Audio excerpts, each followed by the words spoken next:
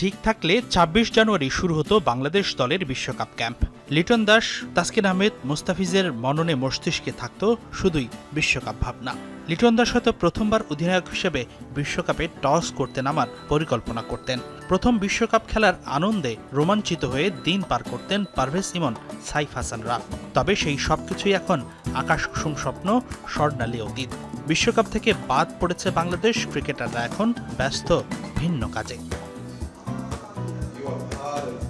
বাংলাদেশের ক্রিকেটে মাঠের খেলার চেয়ে বাইরের বিষয় সব সময় বেশি আলোচনায় থাকে, যার আরও একটা প্রমাণ মিলেছে রোববার রাতে। দেশের একাধিক মূলধারার গণমাধ্যম ও অনলাইন প্ল্যাটফর্ম ফলাও করে সংবাদ প্রকাশ করে অস্ট্রেলিয়া চলে গেছেন বিসিবি সভাপতি আমিনুল ইসলাম বুলবুল। হয়তো আর ফিরবেন না ঢাকায়, এমন ইঙ্গিত দেওয়া হয়েছিল স্পষ্টভাবেই। কিন্তু সোমবার সকাল ১১টায় বিসিবিতে হাজির ছিলেন বুলবুল।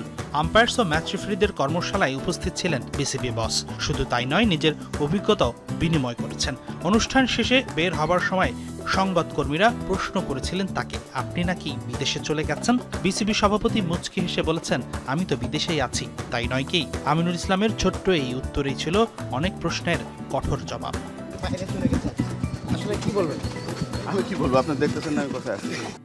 তবে বুলবুল অস্ট্রেলিয়া যাবেন ঠিকই, কিন্তু সেটা বিসিবির দায়িত্ব ছেড়ে নয়, পরিবারের সঙ্গে দেখা করতে। টানা ১.৫ থেকে ২ মাস দেশে থেকে বিসিবির দায়িত্ব সামলানোর পর নিয়ম করেই ১০-১৫ দিনের জন্য পরিবারের সঙ্গে দেখা করতে অস্ট্রেলিয়ায় যান জাতীয় দলের সাবেক এই অধিনায়ক। সবকিছু ঠিক থাকলে ফেব্রুয়ারির শুরুর দিকে আবার অস্ট্রেলিয়া যাবেন, আর সেটা পরিবারকে সময় দিতে অন্য কোনো কারণে নয়।